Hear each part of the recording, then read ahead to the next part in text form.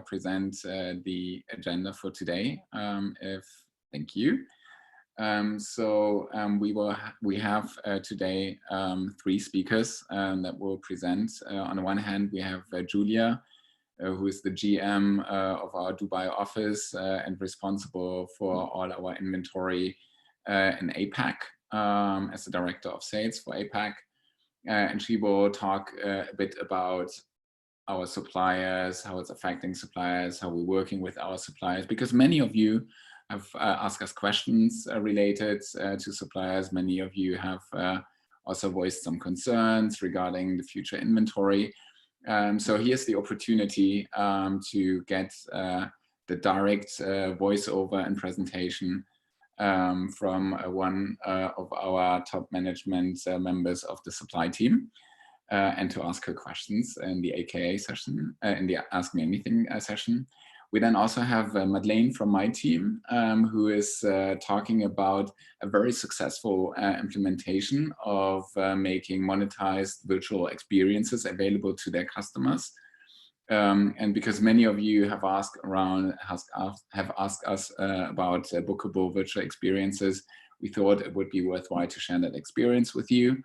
And then last not least, we have Kat, also from my team, responsible for everything related to video, who is going to share what kind of videos we have available that can help online publishers optimize their performance. And then at the end, we have the Ask Me Anything, in which you can ask any question you like to Julia, Madeleine, or Kat.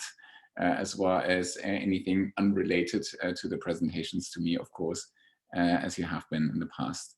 With this, I hand over to Julia. Thank you very much. Thank you so much, Dennis, for that intro. So I'm Julia, and I will take you through a little bit on the suppliers and how they're doing through the crisis, how we're looking into the future, etc., and the trends and some of the standards that we will see in the future. And I'm so happy to be here. I'm really excited to be here at this stage and really to be able to share a lot with you.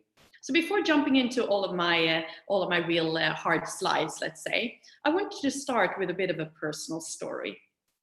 Here we have 4 images. All are within the last 12 months and many within the last 6 months. So the first one here to the left, I'm doing the Bali Instagram tour, and we also had an incredible supplier event there. So it was combined, that was in August. The second one, I was on my way to meet my colleagues in Berlin, because I'm based in Dubai. And I took a skiing weekend in Ishbil before that. Third one, as many would probably recognize, is the Golden Gate Bridge. I had some morning exercise before seeing the team in San Francisco and a conference. And the fourth one is in Sri Lanka, which is a newly activated destination for us last year, where we went to understand and see a little bit more of the inventory that we would need to build up there to be able to be successful for our customers.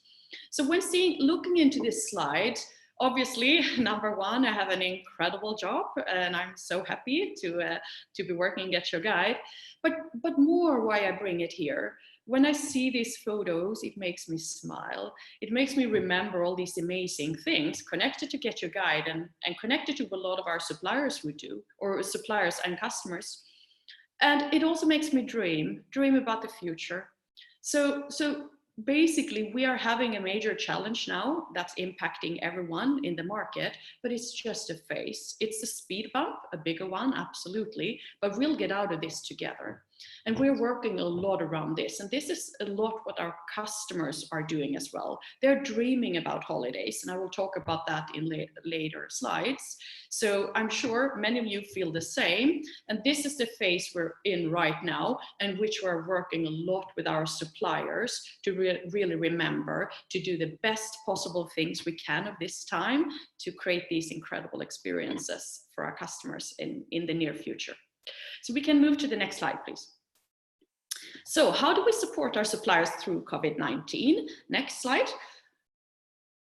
So basically, I will talk about a few different things, but summarizing it, it's educating, informing, and supporting. And so the first part, supplier communication and support.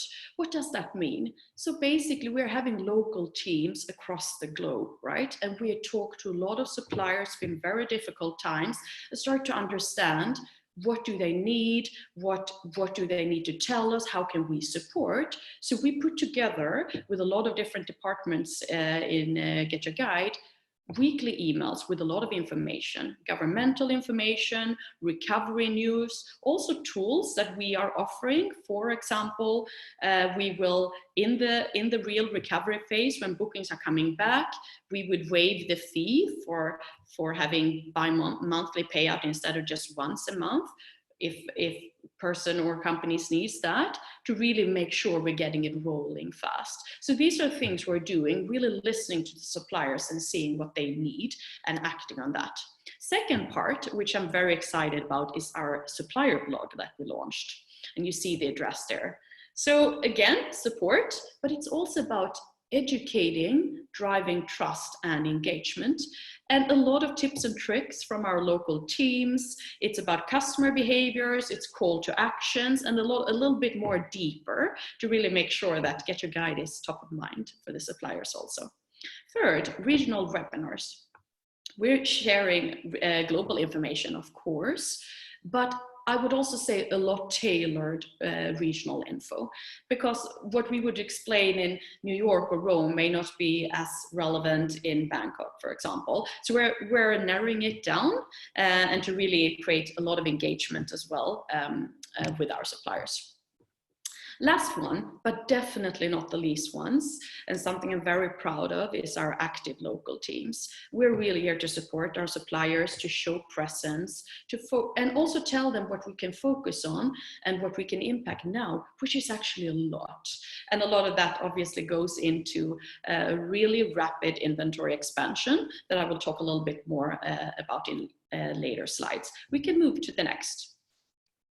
So we're also basically talking to our customers and engaging with our customers through our suppliers. And what does that mean? So for example, a few examples that I wanted to raise with you is cancellation policy, for example. We are advising all our suppliers to be really flexible with late cancellations to win in the long term. It's not to get more cancellations, but it's making sure you're getting those bookings. So this is something we're educating a lot around. Second part, mass cancellations. As we're all painfully aware of, we need to do a lot of cancellations at start, especially of COVID. And here we cancel everything last minute for our customers to show you they can trust and Get Your Guide. Here you get great experience, but you're also being taken care of when it's difficult. And we had an incredible collaboration internally within a lot of different departments, customer service, sales, etc., but also our suppliers, because then we asked them to help in this, to share the cost. We had a 77% acceptance rate in this, which I think is incredible and tells how close we're working with our suppliers. Third, World at Home, very exciting. So as many of you probably know already, so we shared basically virtual activities, and the main part and the main reason for this is engagement and inspiration, keep people dreaming about traveling, also when we're at home.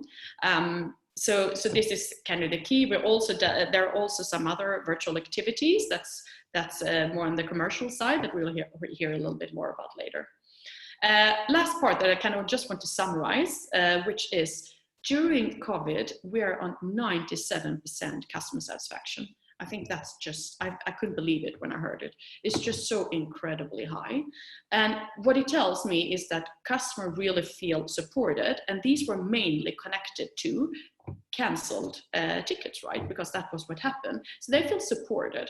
And what we believe in Get Your Guide is that this will make people really feel trust to our brand and come back stronger and book with us post-COVID. And that will obviously strengthen our position and help you get more bookings when we're on the other side. So this is really, really amazing numbers. We can change slide.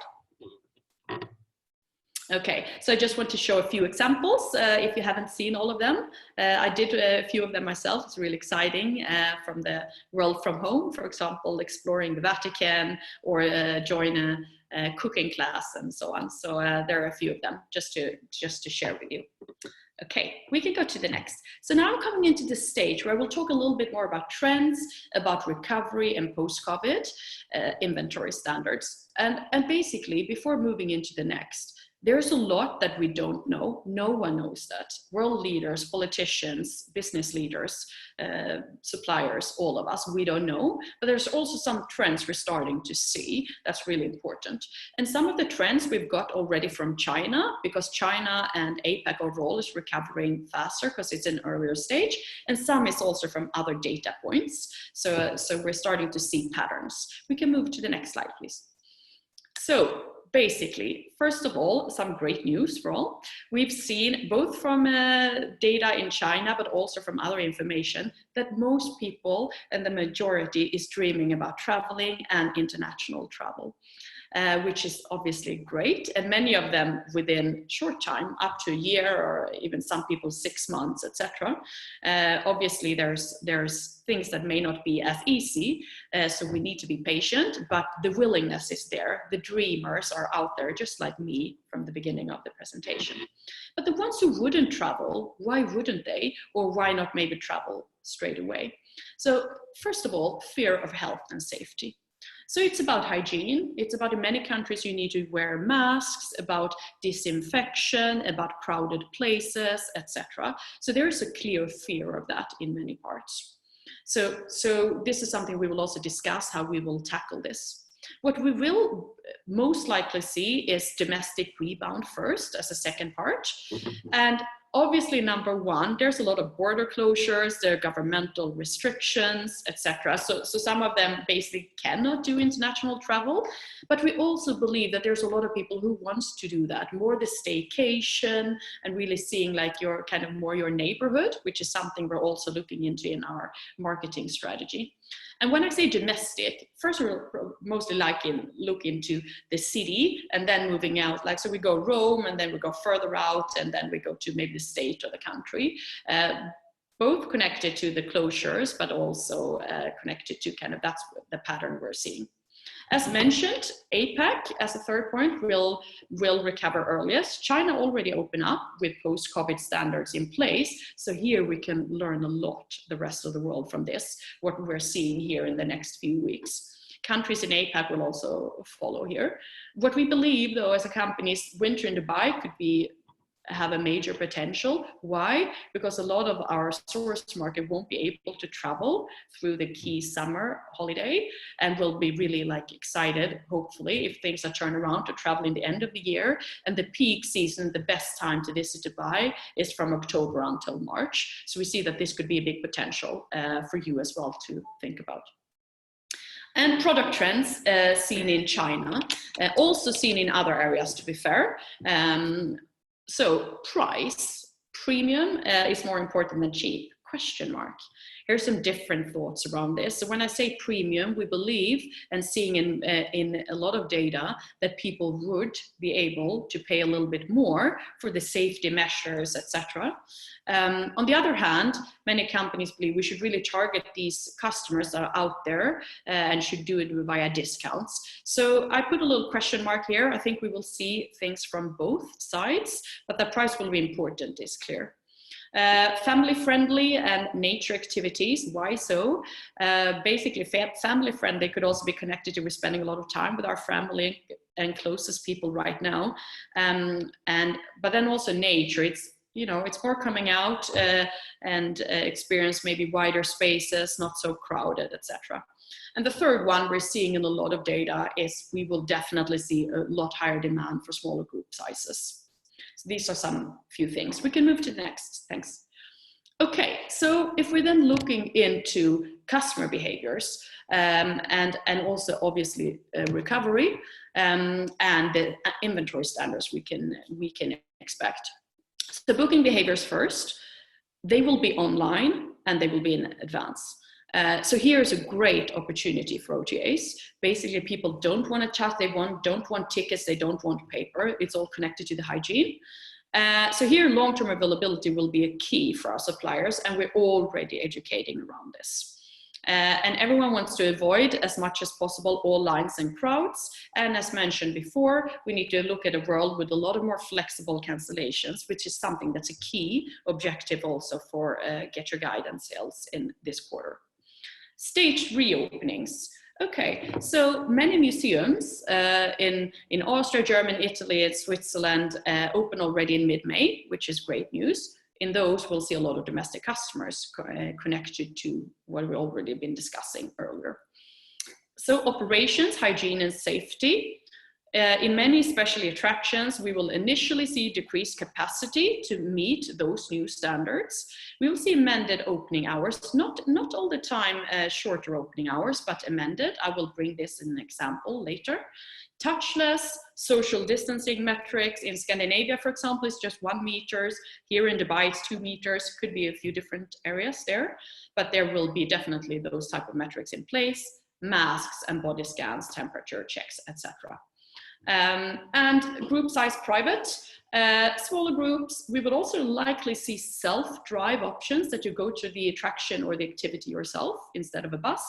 And where we see big opportunities, airport transfers, probably customers won't like to go with the local transportation as much, crowded trains, etc., and private, and that's connected to smaller group sizes, obviously. So here are a few of the things that we're seeing. Obviously, we don't know exactly when and how, but these are patterns that we're expecting to see. Next, please. Okay. So now we're talking about Rome, and I think we have some people here from the Rome office as well.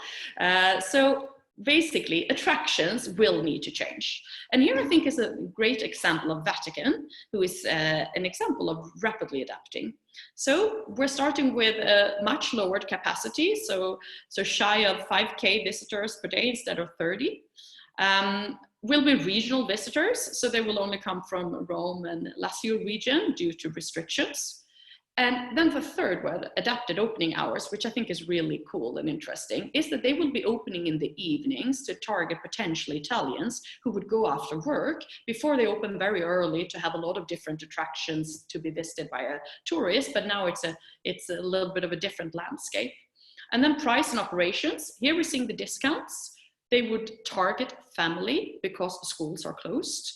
And also we will see body scans and temperature checks. And I think here, this is initial, right? So then we will move into kind of the new world that we will go into. But this is a start, and I think that's really, really interesting to see how even an attraction like Vatican can turn everything around so rapidly. So we will see a lot of these things. Yes. Okay, so I talked a lot about suppliers, how they need to change and adapt. But I want to talk to you as well. You don't not have to change, not at all. So we focus on securing incredible experiences for you and really making sure that we're having the best possible inventory out there to sell when we are back on track again. So summarizing a little bit what I've said, number one, supplier education and care. So basically we're giving a lot of support, education, guiding to existing suppliers. We would also sign up new suppliers where needed to make sure we're keeping variety through new and existing suppliers. Inventory expansion. This is the number one focus for global sales team in Q2, Q3. We will also look into inventory for domestic. Now I say domestic, we will look into our key source market. So basically, how can we target Italians in a way when they're in Italy? We won't look into Asian new source market in Asia. So we're looking into our key source markets, and we already have a great overlap in most of our destinations. And also GIG Originals, which is our key strategic initiative for supplier or for our company, basically, which is top of the crop, right? The best experience we have, and we really invest further into to expand this rapidly in many categories when we're back on track again. Inventory improvements. This is the time where we revisit price, content, images, configurations, everything to make sure we're having mint conditions on everything. Obviously, availability is difficult yet because we don't know when things are opening up, but that's just the last detail. And we would also educate and optimize for new hygiene and safety standards to make sure we are ready. Last, we have a key company objective of strategic attraction partnerships. So basically, we are working closely with our key attractions to making sure we're getting the absolute best conditions in the market and that we are securing absolute best availability in the market for those attractions. You'll be able to sell this and promote this to your customers. Okay, last, as a ramp up. So suppliers, partners, GetYourGuide, we're all in this together. So if we can move to the next slide.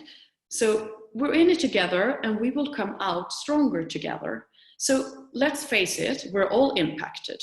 The whole industry is impacted. And we, though, have a really great time to really come out of this as an even better company, have even better suppliers and even better inventory for us to be even better than we were before.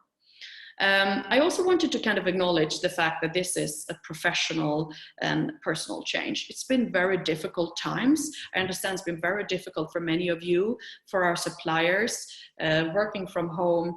It's something we never experienced, right? And I fully understand that this is a lot of worry, but I also wanted to turn this around now when we're kind of moving out of the first phase of this, that this is really a time to plan for the future, and we can really make sure that we're leveraging the absolute most.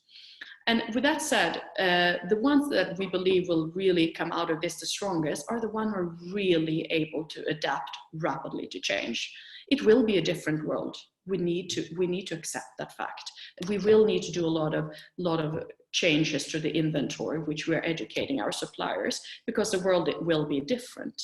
And we also need to stay focused, because for sales, that means really focusing on the inventory. But with that said, also be patient. Even if we're doing fantastic things this year, it may take some time before we really see this in the number, because 2020 will be a challenging year for all. But the more we do now, the better for the future. Last but not least, together we're strong. I personally believe that the opportunity is huge right now. And this is really a time where we can ramp up for a new peak season or ramp up for new times.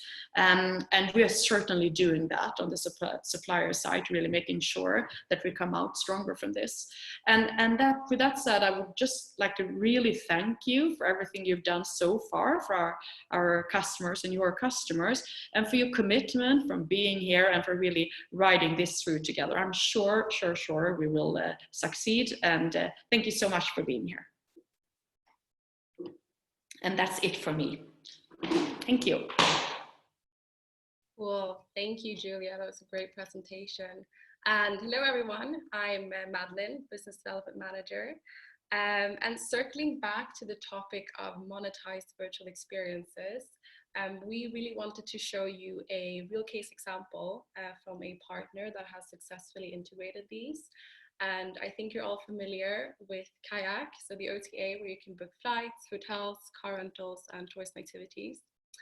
And Kayak, just like every other travel company today, has really seen the impact of COVID.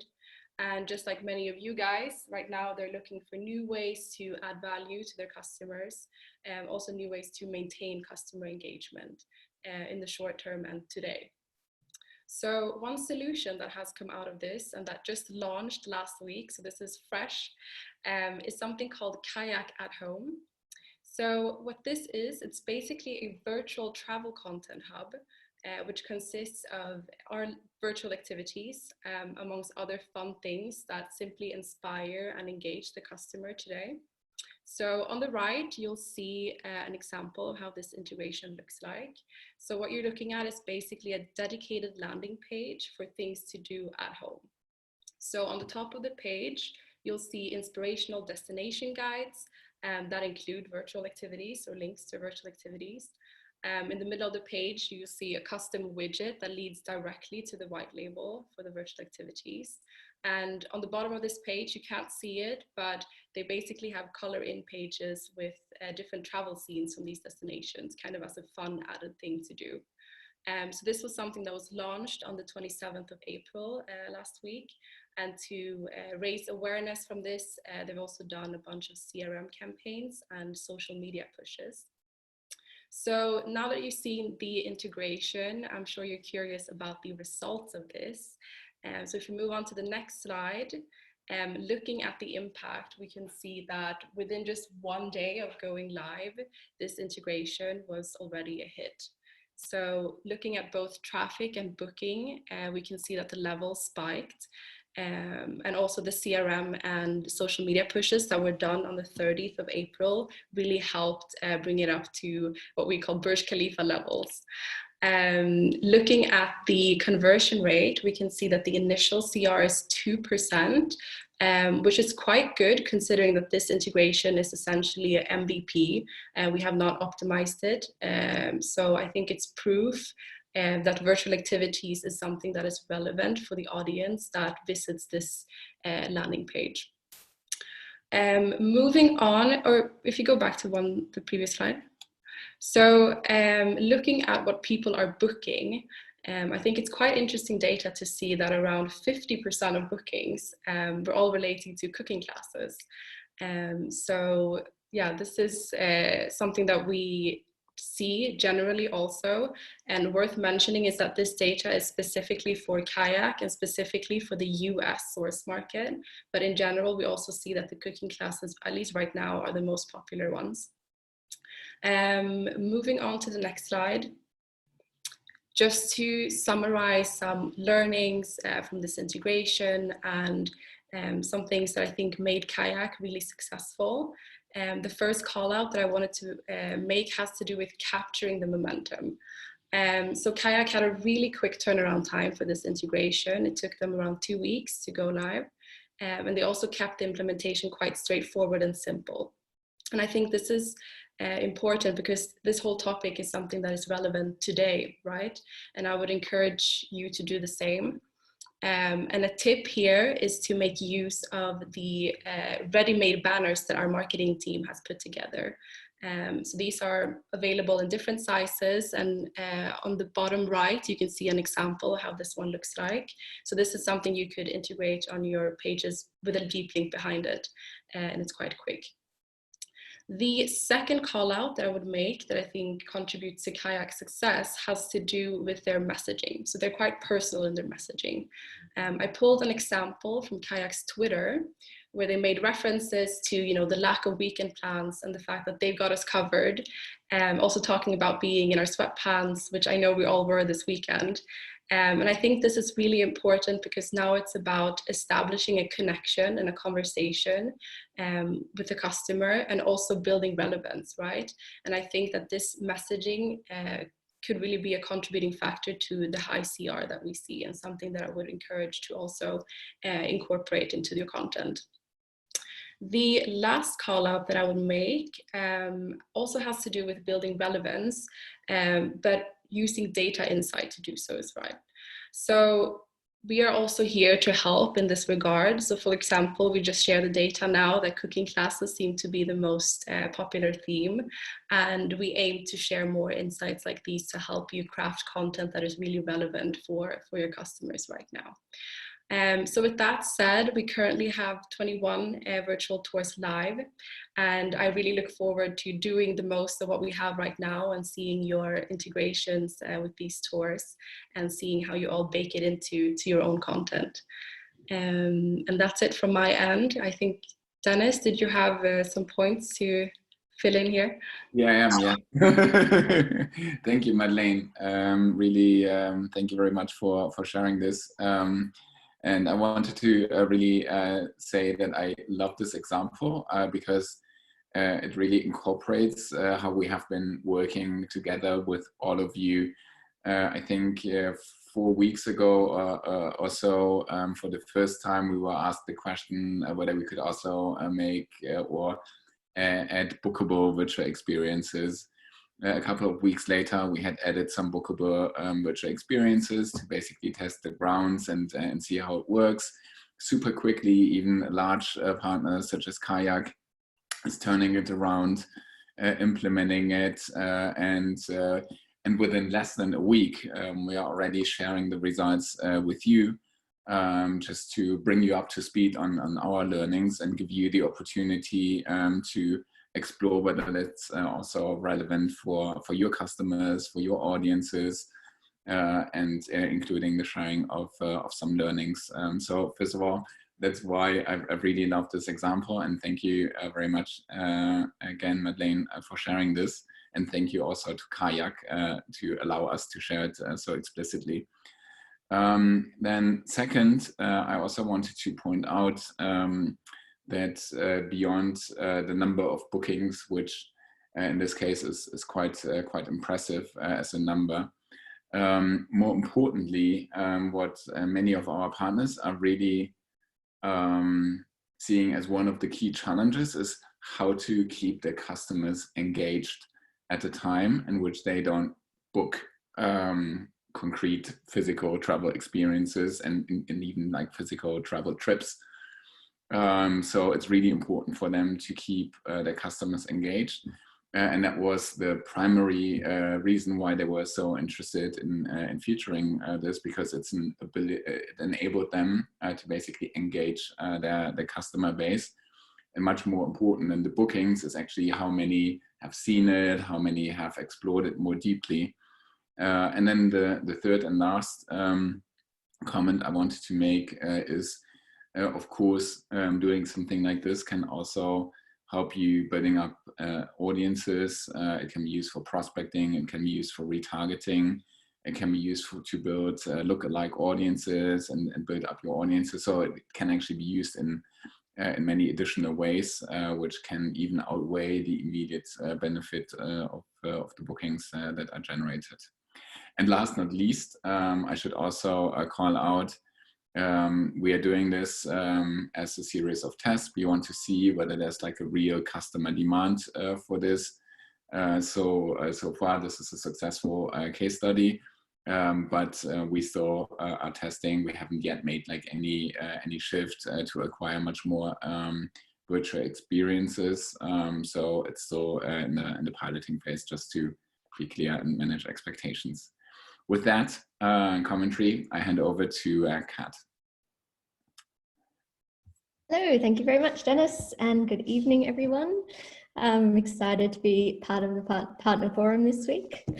So as Dennis mentioned earlier, my responsibility is to deliver on your wants and needs in the form of video content. And on that note, I just wanted to quickly share two new things with you. So the first is that we actually have a YouTube channel, which is specifically dedicated to our partners, where we'd love for you to subscribe and keep up with our content. It's aptly named Get Your Guide Partners, so you can't really miss it. And secondly, we've just launched a new best practices series. This one is specifically for our online publisher partners, and it features our best growth driving tips. So during this time, we really want to continue to produce useful content for you so that when the world is back up and ready to travel, you're as prepared as possible. So please do subscribe to the channel, have a peruse of what we have there already, and keep your eyes peeled for new content coming soon. And of course, as always, we'd love to hear your feedback, questions, or suggestions for new content that will make you very happy. So thanks very much. I will actually hand right back over to Dennis now for the Q&A, and I hope to see as many of you as possible on our channel. Thank you very much, Kat. Super excited about having this channel. Very much looking forward to any feedback that all of you and the other partners are sharing with us in the future. But definitely excited about it, and handing over to Erica, who's actually moderating the discussion. Great. Thank you so much to our speakers. I feel like we have such a nice set of speakers today. I will start with a question for Audrey, from Audrey, sorry. I think this is a question for Julia. Does or will GetYourGuide have minimum hygiene and safety standards that all suppliers have to adhere to and meet? Realized that this would be very difficult, but figured I would ask. If so, is it possible to know what these are so that we can possibly communicate these standards or level of attention to readers and travelers to make them feel more comfortable about booking at GetYourGuide? Thank you so much, Audrey, for that question. Very good one. And you're absolutely right that it's difficult with an exact measurements here of standards. What I would say though is that we're working very closely together with obviously information from governments, from different countries have different rules. And for example, it would be a different measurements for attractions, where we would always have in the key attractions, for example, that they would need temperature checks and so on, that's coming in. And masks we're seeing as something that will be more and more and more common. However, this is work in progress right now, and we don't have a full set list yet, but this is something that we are working on, both with gathering information from the different countries and also kind of setting up standards for ourselves basically. But to just summarize it, a lot is uncertain, but that we will likely see that masks will be mandatory in many parts of the world. Yes. Will there be social distancing in crowded tours or crowded places? Yes, definitely. And also definitely we will have temperature checks and body scans and so on, and disinfection on most of the tours. So a little bit of different depending on category as well, but this is something that we're working on also as a part of the recovery. Great question. Perfect. Thanks, Julia. This is a question, I think anybody can answer this if you have the data, from Constantina. Apart from the cooking classes, which other virtual classes or tours perform well? Maybe Madeline or Dennis or Julia? I can take this one because I just pulled up the data. The best would be if maybe we share a list of all of the virtual tours ranked in order of popularity. But just off the hand right now, aside from the cooking classes, I see that the online experience with Jack the Ripper murder mysteries, also the Paris catacomb virtual tours with a French history expert, very popular, and a virtual tour of ancient Rome. But yeah, we can share the full list with you guys. Thanks, Madeline. The first two are very dark at this moment. Okay, that's very interesting. I would just like to, thanks, Madeline, but I would just like to remind everybody to please ask your questions in the Q&A icon below if you haven't yet. Please don't be shy. We're here to answer any of your questions. For Anthony De Caro, do you happen to have a landing page of all your virtual products? Yes, we do. And we can also type it in here. So I have just selected as a, just messaged it as a response. This is the landing page which summarizes all the bookable virtual tours and activities. And we will also make sure to include the link in our shared email. Perfect. Thanks, Dennis. A question from Carolyn, I think. Yes, I think this was accidentally answered. We'll bring it back. She said, thanks for the webinar. If we know activity providers with good sales in a touristic city, which are not on GetYourGuide, is there any way to make an introduction for your product team? I am talking about tours with potential for domestic sales, mainly French markets. So I can take the question unless Julia wants to say something about it. We are always very grateful for if any partner reaches out to us with specific inventory recommendations that we currently don't have on the platform and that you do see significant demand for. We have established a process in how we work together with the sales team for ranking and sharing those recommendations with them. Of course, there's always a lot that we could, in principle, be adding to our inventory, and also a lot that would make sense. And we do always have to prioritize. So absolutely, yes, please share it with us. We will also include in the shared email what is the best way to share it with us. And please do. The only caveat is I cannot commit that this is then also acquired within weeks or even month. It really depends then on, we usually then do an opportunity assessment. So anything you can add in terms of insight and data giving us an idea or helping us make a point that this is a really important product that we should be adding, please do, because that obviously helps our prioritization. Exactly. Julia, anything to add from your side? I think you covered it really well, and again, we really appreciate that you're doing it. And I think also just one little additional thing to add is it may also be when it comes in. Let's say that this would come in the end of a quarter, for example, and we really see this potential for this, and we haven't seen it yet. Then that could be incorporated for the sales target for the following quarter. But if it's coming when we just launched and kick off kind of like the set things that we're working on, it may take a little bit longer time. So I think that's exactly what Dennis also discussed around, but really come to us and tell us, and we'll definitely look at it at least. And I get many of those interesting information sent from your team. So then we're definitely looking at it. So thanks, keeps doing that. Cool. Thanks, Julia and Dennis. Okay, we have our next question. This is from Anton. Hey, Anton. As far as I can see, there are not yet any virtual experiences for my market, which is Amsterdam. Several local museums do have virtual tours and other experiences. I link to them even though they are not monetized because I want to serve my site's visitors. The hope is that I build a relationship with these potential customers. I know about the international virtual experiences, but I'm reluctant to link those since Google expects me to focus on Amsterdam. Any suggestions? I guess it also relates to content. Yeah. So let me also take this question, and thank you for the question, Anton.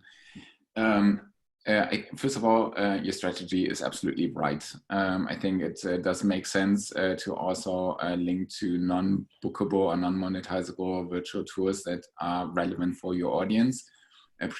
Precisely for what I had mentioned before, it's actually important to keep your audience engaged, add value to them. So that's definitely right. I also agree that it doesn't make sense to link to something else that is completely unrelated to the content of your site. So that does make sense. I guess if you actually see that you are driving an important amount or share of traffic to the non-monetizable virtual experiences that you have linked to from the museums in Amsterdam, then please share that with us because it could precisely be like one of these inventory recommendations, and we could look into perhaps adding something on Amsterdam so that we also capture specific market demand data for Amsterdam. I hope this helps. Yes, and I would like to thank Anton as well because he sends us emails when a museum is closed, so which I sent to our destination managers in Amsterdam. Thanks, Anton. While we're waiting for more questions, I actually want to promote our next webinar, which is going to be next week, same time on Monday, May 11th. It will be about regional travel insights with our transport partners. So it will be a panel discussion with our top transport partners. So if you haven't registered yet, please do so. We still have a few minutes. We still have time for more questions from you guys. Okay, another question from Caroline. Do you have any schedule in mind for the tool listing all new tours published on GetYourGuide? I think you talked about it during some previous webinars. Maybe Dennis, you have some insight on this? Yeah. So so far the majority of question was to deactivate tours rather than new tours. New tours are something that is would be easy for us to share. I would just take it as feedback, and you will see us within the next few weeks to come back to the specific ask. So we would probably also again use this partner forum to actually give you a minimum viable product, as we always call it when we do an initial quick turnaround implementation, to share data get your feedback on the data that we share in terms of format, in terms of the depth of the data that we're sharing. And that's something that we definitely can do for new tools. So Caroline, thank you very much for the suggestion. We will see, we have like a full list of inventory related recommendations, travel trends, etc. So we will include it in that. I cannot yet commit to a specific date, but thank you very much for the feedback, and we will follow up on it. Exactly. Thanks, Dennis. Do note that we take all your feedback in consideration. We consolidate all of these in a list, and we definitely we share it with our partner tech team. A question from Helen. Do you have any discount codes so we can try out the virtual activities? The ones I'm interested in don't have any reviews, so I'm a bit reluctant to recommend them to my visitors.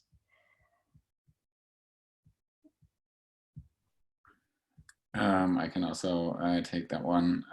So there is,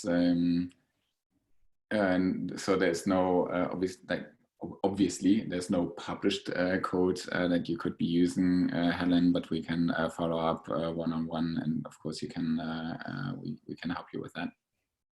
Yeah, I will share your question with the partner support team, and we will follow up with that. Do we have any other questions from our participants today? We still have a few minutes. Okay, hello again, Carolyn. I probably missed that information from the last time, but how can we build the widget for virtual tours? Is there any widget listing something like 4 virtual tours and a link to the global page listing all of them? Do we have that? I can answer this one. So in terms of just creating a normal widget, you can use the widget creating tool in the on the partner portal. So for each virtual tour, there is a activity detail page. So you can just copy paste that link into the tool and it will generate the widget for you. I think you can also, so we have a search result page for all of the virtual tours. So you can also link to this one as well. Cool. We will also include, thanks, Madeline. We will also include that landing page in the sendouts. We usually include that, so you can check that out as well. Thank you. Any other questions from our partners? Still have a few minutes. Otherwise, again, I would like to promote our next week's webinar. It's going to be on Monday, 5 p.m. same time. It will be about on regional travel insights, where we invite our top transport partners in a panel discussion moderated by our transport team.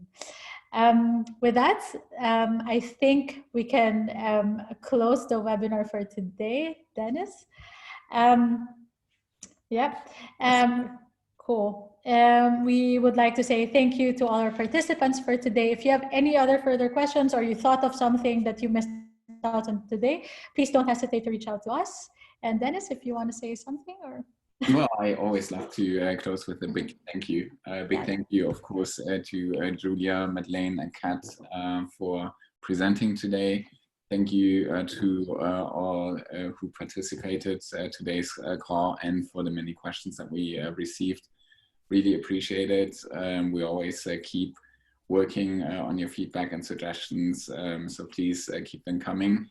And I can only close by saying let's keep working in this fashion. Let's keep pushing forward. And as Julia pointed out, I'm absolutely 100% convinced that together we will emerge more stronger from this crisis than we entered it. So while short term it may sometimes be challenging, medium term we will definitely be on the winning side. Thank you very much. Have a great day. Thank you so much, everyone. Bye. Thank you, everyone. Bye. Bye.